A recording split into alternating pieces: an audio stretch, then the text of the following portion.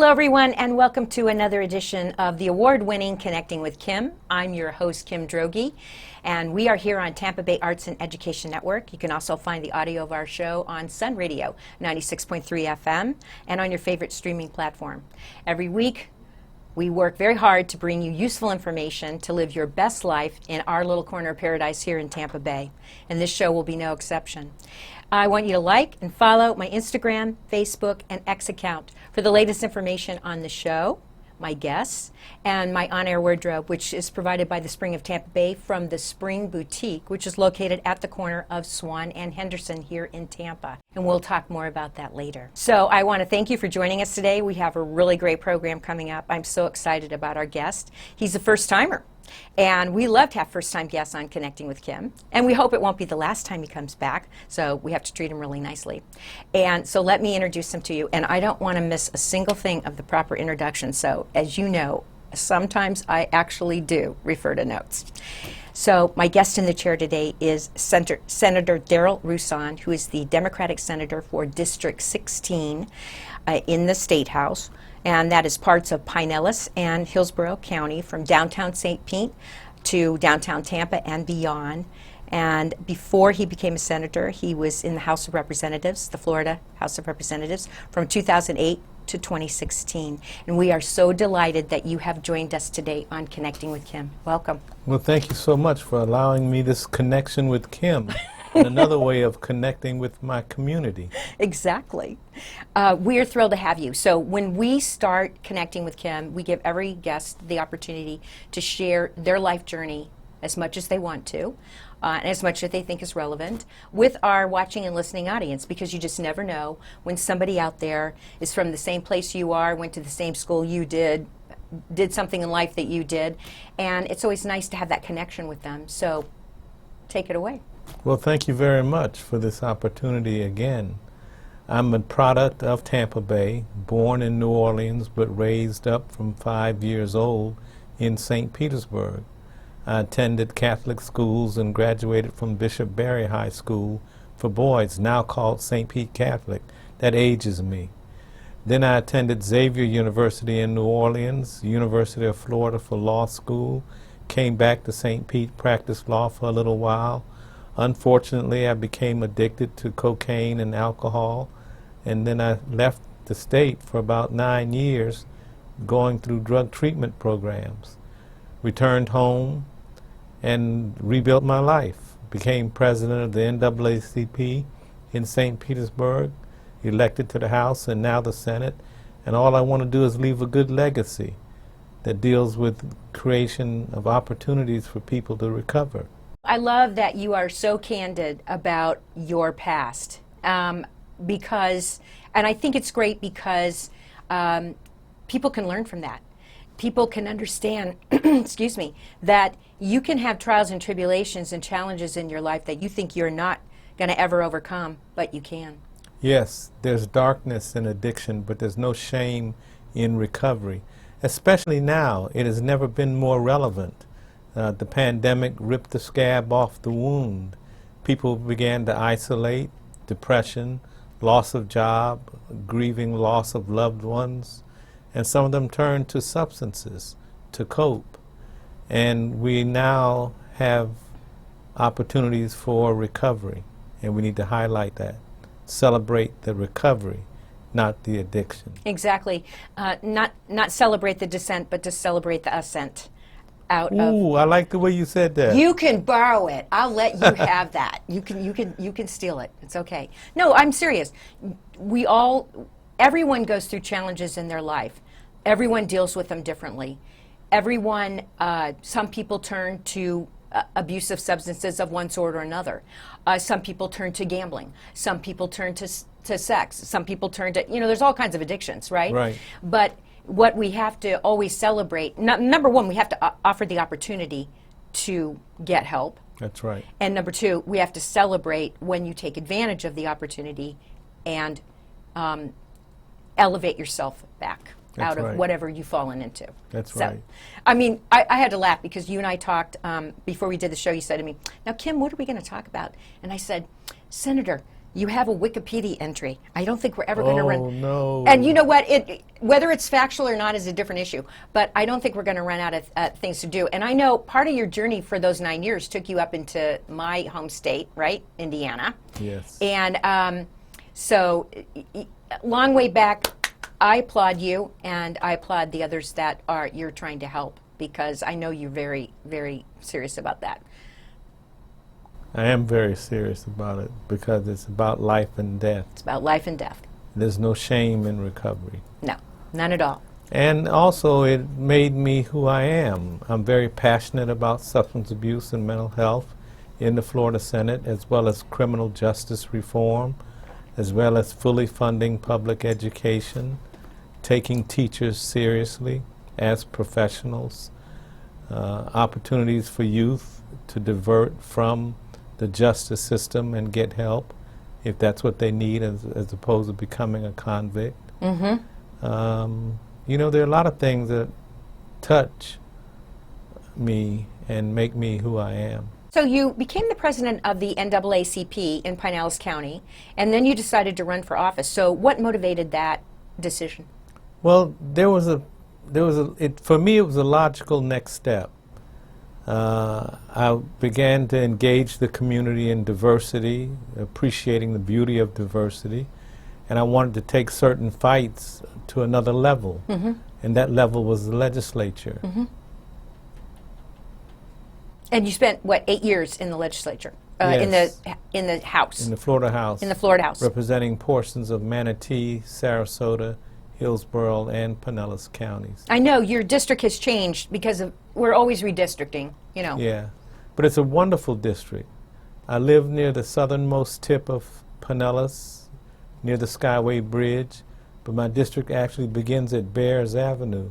It includes both campuses of USF, Tampa and St. Pete campus. The district you have now, your Right. Senate district. Right. Okay. And I have the beautiful, unique position of representing both downtowns, downtown St. Pete and downtown Tampa.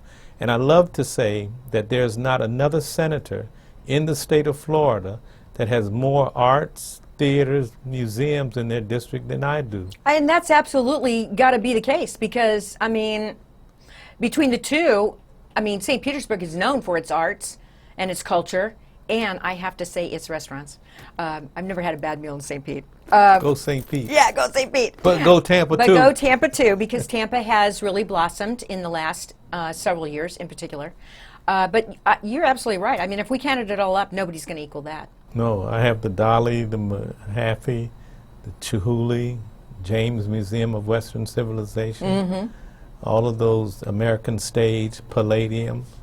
And then when you come to Tampa, I have Morsani, Strass, Tampa Museum of the Art, Tampa Theater, the Hard Rock at the casino, Mm-hmm. amphitheater at the fairgrounds. It's just quite an eclectic mixture of It arts, is. theaters, and museums. And that's why stadiums. And you have stadiums too. I have stadiums. I have Major Tropicana. stadiums. Yeah, and I barely touch Raymond James. But it's a wonderful district. I've enjoyed the urban cores, like portions of East Tampa, Midtown in St. Pete. The problems of Midtown are the problems of East Tampa. Mm-hmm. The problems of East Tampa are the problems of Midtown. What- People just want safe neighborhoods and good schools. It really comes down to the basics, doesn't it? Like you Yeah. just said. We want to be able to live amongst our neighbors in a safe way. We want to be able to send our children to school and have them get an education safely. And we just want to try to live with each other in peace, right? Yeah, and we want to watch Connecting with Kim. Oh my God, you're going to get the gold star for guests on the show. So what motivated the switch from being in the House of Representatives to becoming a senator? Well, Because that's a big leap, and it takes you and I both know it takes a lot of money now to mount a campaign. yeah, and I'm the first Pinellas guy to hold this seat in 25 years. Jim Hargret, Les Miller, Arthenia Joyner all had it for 8 years. And it was a tough campaign, but I worked hard. And I think the people rewarded that type of hard work with elevation to the Senate. The Senate is so much more. I remember Jeff Brandes, former Senator Jeff Brandes, saying that the Senate is like 40 independent warlords pushing their issues, pushing their passions. And I can appreciate that, having been in it now for a while. But I just wanted to take the fight from the House to the Senate. Let me ask you, because I think, it's kind of like the elephant in the room. We're so polarized today politically. I mean, I know you see it, I see it. But you are one of the few people I know that is successful, very successful actually, in working across the aisle. Well, it came to me very early in my political career that I probably would not see a Democratic governor, a Democratic House Speaker, or a Democratic Senate President, and I have not for 15 years. So it made some sense to me to not just stand in the back row and lob bombs, attack, attack, attack, but to find common ground, to find issues that are common sense issues, issues that are neither Republican nor Democrat, they're right and wrong. People just want good health care. They want a healthy body and a healthy mind. And I sought to work with others across the aisle on those very issues. And I found some success. Well, I think you found quite a bit of success, and I want to return to this topic. So, in your 8 years in the House, what are you most proud of? The MLK Day on Service dollars. We were able to bring funds back to Hillsborough Community College, St. Pete College, that rewarded community organizations for engaging in public service projects on the King holiday.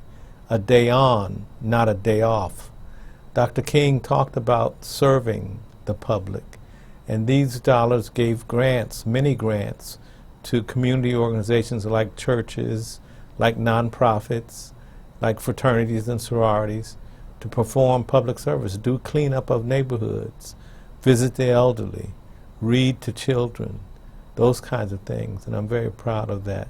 If you're just joining me now, I'm Connecting with Kim. My guest in the chair is Senator Darryl Rouson, who's the Democratic representative for District 16. I know your district keeps changing numbers, yes. And which includes parts of Pinellas and Hillsborough County. And you are going to be term limited out, correct? I am term limited out. My last session will be in 26. Okay. Well, we've got a couple of years here. Yeah, 3 more years. Yeah, there's plenty of time to and do it's great time stuff. to think about doing legacy projects, things that will live on after I've left the legislature. Well, I had the opportunity to view your farewell speech to the House when you were leaving the House to go to the Senate. I mean, you're quite the orator, I think. Well, I used to be. No, you really are. I mean, come on, you really are. So now that you moved over to the Senate, what would you say thus far, because you still have several more years, what would you say is your greatest accomplishment thus far? Being able to have a conversation with my colleagues and leadership in the Senate, a serious conversation around substance abuse and mental health. I think I have moved from conversation to action, particularly with funding good projects that help people and help communities and help families. And you just had a significant, for the black farmers, I thought you might mention that. Yeah, the medical marijuana license. Yeah. You know, they were double victimized, and it's only fair that they be allowed to participate in the largesse, but in the health and beneficial aspects of teaching people a healthy way to use medical marijuana. Mm-hmm. Yeah, it's not, and we should make sure that people understand, medical marijuana and the use of medical marijuana is not the same thing as, recreational. We go down to the corner and we score. Right. It's just like, right. It's not the same thing at all. No. So we are getting ready to, as we talked about before, it's become, our politics has become not just in Florida, not just in Hillsborough County, it's everywhere, has become so polarized.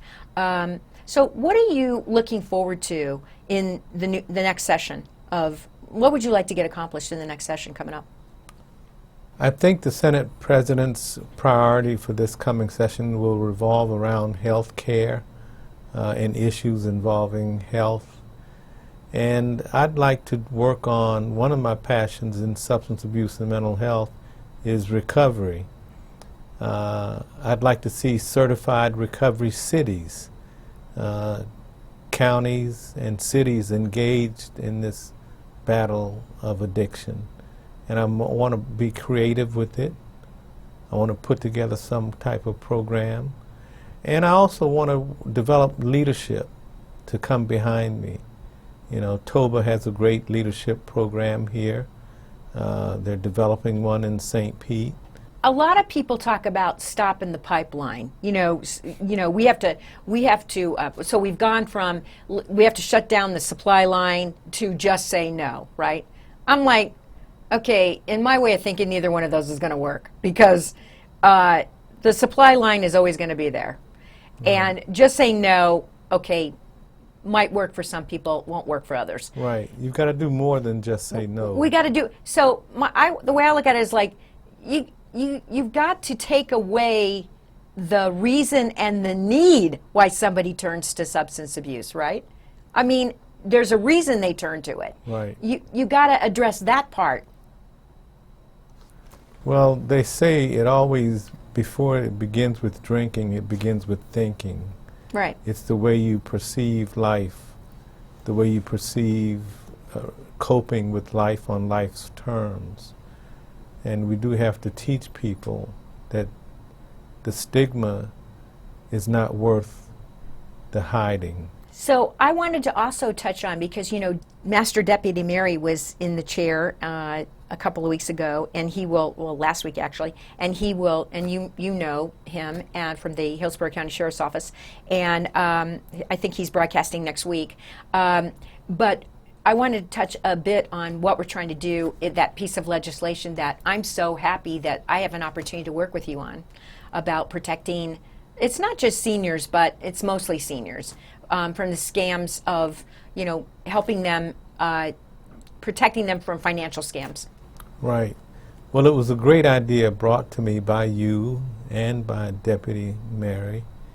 The idea is to stop fraud, to stop scammers from preying on elderly or our senior citizens, and it would allow bankers to have the same privilege that some certain wealth advisors have, to freeze an account when they suspect there's scamming going on, long enough to discover who's behind it, whether it's legitimate or whether it is a scam, and give the people a chance to be safe. And we should also mention that we are enlisting the help of Senator Boyd with this legislation, as well as others. But we went to him and asked him, could you co-sponsor this legislation with us to make it happen? And he was very glad to do so once educated on the issue. Yeah, I mean, Deputy Mary faces this all the time in our community, and we just need more protection. We just need to slow it down. This is how legislation is born. Problems are identified, people come together with ideas and towards solutions, and then you begin to work it. And bill drafting right now is working on the language that we would file as a formal bill in the Florida Senate. Just so everybody out there understands, protections like this are not deemed, the federal government is not responsible for these protections. It's not a nationwide, it has to be done state by state. So there are like 32 states right now in the United States that have some sort of protections to slow down if someone is being victimized and scammed from having all their assets drained out of a bank account before someone, either in their family or in law enforcement or whatever, is able to say, wait a minute, something's wrong here, and stop that, put it on hold, so at least we can stop the money flowing out and identify who might be scamming them. Right. Yeah. It could be a very powerful tool, and at the end of the day, it will save money, and it will save lives, because people will be able to live healthy knowing they're not being scammed. Right. Well, the scams never end in my community. It's every day and every day and every day. I mean, the ingenuity of these people is incredible. Well, I didn't know that you living in the penthouse subjects you to that kind of thing. Please, you're living over there large in St. Pete. Don't be talking to me about that. We just have a small little subdivision. Yeah, I know. So we're heading back into session and soon. What would you say, because your district covers Pinellas and Hillsborough, so what would you say is the biggest challenges first for Pinellas and then for Hillsborough? Property insurance, homeowners insurance, flood insurance. I think we need to do something to give the consumers real relief instead of telling them that we're bailing out the companies and relief will come to them in 18 months. Yeah. Yeah. But I would love to see solutions and see the state play a real leadership role in reducing the burdens that our consumers are suffering. I mean, as a fellow resident and taxpayer of the state of Florida and Hillsborough County, you know, they debated strawberry shortcake as the state dessert longer than they debated the property insurance problem. You know, I personally found that a little bit upsetting. I'm happy for strawberry shortcake, but seriously. Well, and there needs to be action on this now. We can't afford to kick the can down the road. We can't afford to do it. You know, it took 8 years for texting while driving to pass. I know, it's insane, isn't it? We don't have 8 years to provide relief to the consumers, to the homeowners. And we need to urge cities and counties to do more to stem floods and when heavy rain events or hurricanes are coming in neighborhoods that we know are subject to flooding. We've got to do something about that. Well, we not only have to do something about it, but you and I have had this discussion before. You know, if you choose to live, now this could be an economic driver behind this decision, but if you choose to live in a neighborhood that potentially could experience flooding, catastrophic flooding even, I mean, there has to be some responsibility with making that decision, right? I mean, yes and no. No to the extent that people should have a right to live in a beautiful neighborhood. well, they should have a right to live wherever they want. Wherever they want, right.